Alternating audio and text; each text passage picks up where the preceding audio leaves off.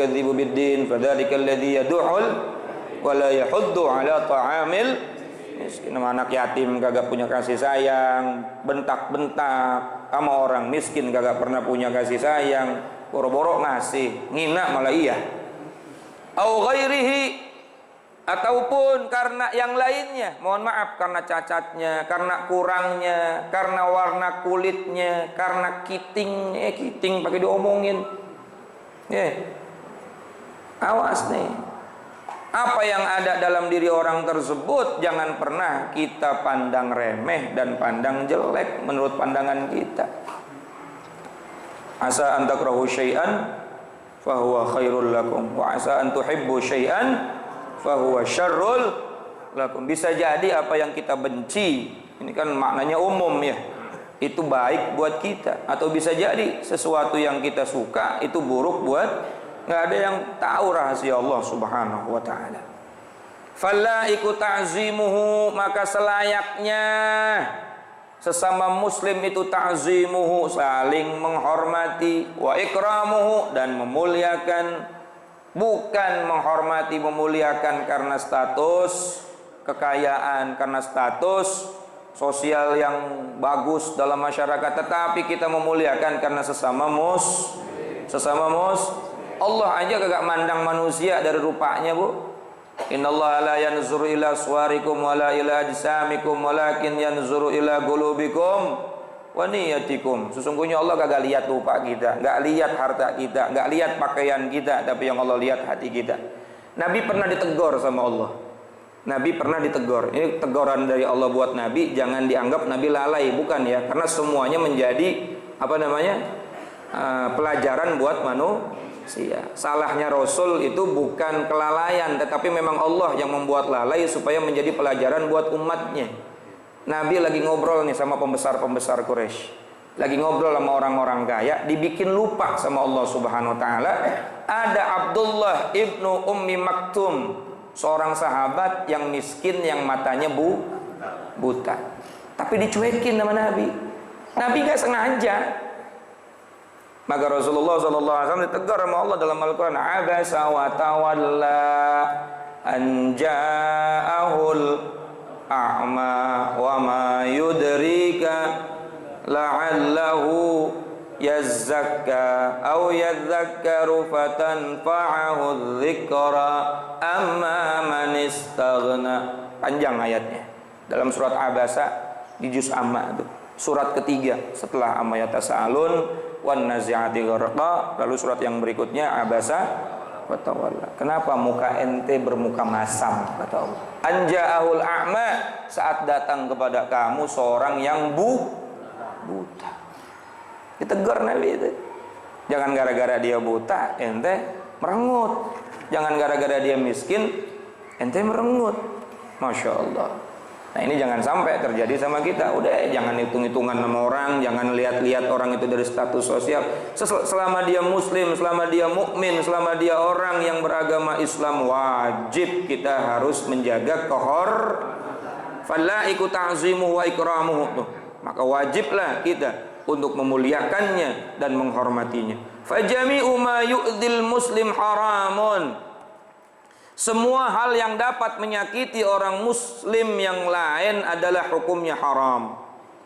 Iraqatu damihi, mengalirkan darahnya haram. Makanya saya bingung kalau ada orang suka bom bunuh diri itu. Netesin darah setetes aja haram, apalagi sampai membunuh. PA. Ya PA banget deh. Ngaji di mana? Wa akhdhu malihi, haram rampok hartanya. Wa dhammu fi hadratihi aw ghaibatihi, dan juga haram menjelek-jelekannya di hadapannya ataupun di belakangnya. Udah, jangan lagi ngomong. Saya mah kalau ngomong mah di depan dia, jelek buruk depan dia, saya mah kagak ngomongin di belakang, sarwa kene.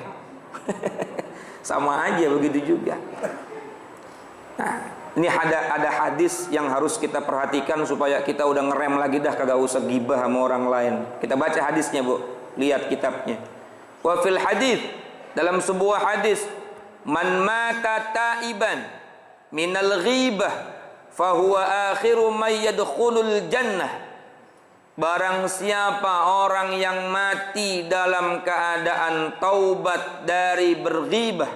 Orang itu dulu suka lalu dia sudah bertaubat, maka dia adalah fahuwa akhiru may yadkhulul jannah. Dia adalah orang yang paling belakangan masuk surga. Orang taubat dari ghibah, orang yang paling akhir masuk surga. Padahal sholatnya banyak, ngajinya banyak, ngaji ambil ngomongin orang. Walaupun udah tahu taubat, tapi dia masuk surganya paling akhir.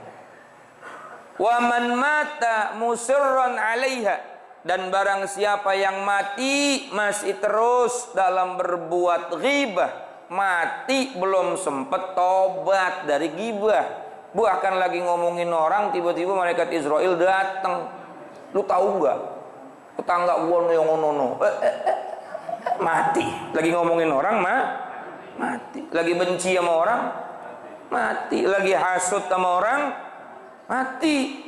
Fahuwa awwalu may yadkhulun nar, maka orang tersebut adalah orang yang paling pertama masuk neraka.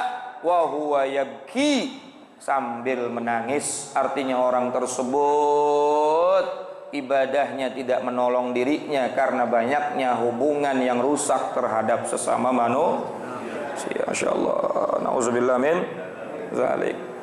Nah, saya diajarin nih sama guru saya, kadang-kadang kan ada hak orang yang kita ambil dan kita belum sempat minta maaf. Tobatnya, istighfarnya tadi, astaghfirullahaladzim li wali walidayya walil mu'minina li wali walidayya wali ashabil huquqil wajibati. Nah, ada kalimat ashabil huquqil wajibati alaiya, bagi orang-orang yang haknya pernah saya ambil, yang saya berhak minta maaf kepadanya, namun saya lupa di mana orangnya. Gitu. Kalau kita ingat, ya kita datang minta maaf.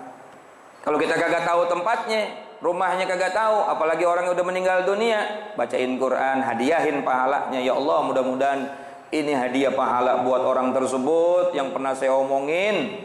Saya bilangin palanya botak, pitak, pakai kurungan juga, dia nutupin pitaknya. Ya Allah, mudah-mudahan di bacaan Quran saya yang saya hadiahkan buat dia, Engkau jadikan sebagai penebus dosa saya. Atau baca Quran masih terbata-bata, punya duit cepet, masukin kotak amal ukhuwah Islamiyah, cepet. Ya Allah, ini hadiah pahala buat orang yang kemarin nggak sengaja saya hina. Ya Allah, saya mau minta maaf takut galakan dia. Ya Allah, ini pahalanya buat dia. Itu juga cara kita menebus hak orang lain yang pernah kita ambil. Jadi hak itu bukan cuma duit, kehormatan juga sebuah hak. Sebelum saya tutup nih, terusin apa udah? Oh, ngantuk gue, terusin. Nabi Muhammad itu pada saat haji wada ngumpulin semua sahabat. Para sahabatku, adakah di antara kalian yang pernah sakit hati kepada aku? Sekarang ambil hak kalian kepada aku. Apakah di antara kalian yang pernah tersakiti badannya kepada aku? Maka sekarang ambil hak kalian kepada aku. Aku takut nanti kalian menuntutku di hadapan Allah. Seorang nabi, Pak. Rasulullah, Pak. Saat haji wada, saat haji perpisahan beliau, setelah itu beliau wafat. Sayyidina Abu Bakar ketika Nabi pidato kayak begitu nangis. Wah, ini gak lama lagi nih, udah punya feeling. Lalu muncul seorang sahabat. Semuanya gak ada yang berani, karena walaupun Nabi nyakitin, mereka menganggapnya itu sebuah pengajaran kepada para murid-muridnya. Jadi mereka ikhlas. Tapi ada seorang sahabat yang berdiri, saya Rasulullah, saya pernah badan saya ini kepukul sama kamu punya tongkat.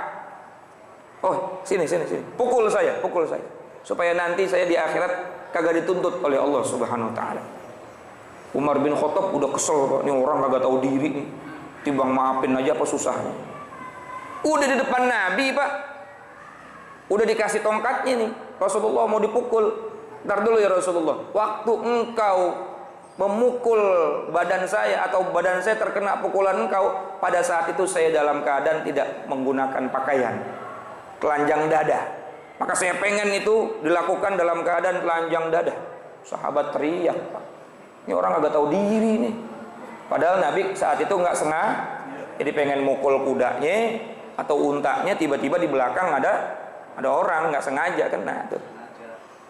Akhirnya pada saat Rasulullah buka bajunya, itu sahabat bukan pengen mukul, tetapi cuma pengen meluk baginda Rasul sallallahu alaihi wasallam. Triknya begitu. Dipeluk Rasulullah. Karena saat itu pakai pakaian ihram, dua-duanya badan kulitnya sama-sama menempel. Maka Rasulullah berkata kepada para sahabat, "Ishhadu, ini kulit tidak akan tersentuh oleh api neraka." Karena menempel dengan keringatnya baginda Nabi Muhammad sallallahu alaihi wasallam. Cuma pesan moralnya apa? Seorang Rasul yang maksum, terjaga daripada perbuatan dosa, pada saat haji wada masih khawatir wafat dalam keadaan ada orang yang belum ridha sama dia. Nah kalau kita gimana ya Pak? Betul kan? Mulut kita Masya Allah, kalau belum monyong sama orang kagak seneng, kagak puas kita. Kalau ngomongin orang kalau belum monyong, gua amitnya. Nah mulai sekarang saya jangan bapak, ada bapak mulu ini. Ini yang ngomong belum tentu lebih bagus dari yang didengar ya, yang ngedenger. Kadang-kadang yang ngomong lebih parah. Makanya ini ngaji bukan cuma buat yang ngedenger, tapi buat yang ngomong juga ini menjadi satu peringatan. Jangan sampai kita sudah merasa baik, aman, udah sholat, udah puasa, tetapi ada hak orang lain yang masih kita ambil, baik secara kehormatan, harta, apalagi darahnya, karena ini akan membuat kita di akhirat dituntut oleh Allah Subhanahu wa taala. Wa qala sallallahu alaihi wasallam, wallahu a'lamu bis-shawab. Alhamdulillah. Mohon maaf lahir batin. Assalamualaikum warahmatullahi wabarakatuh.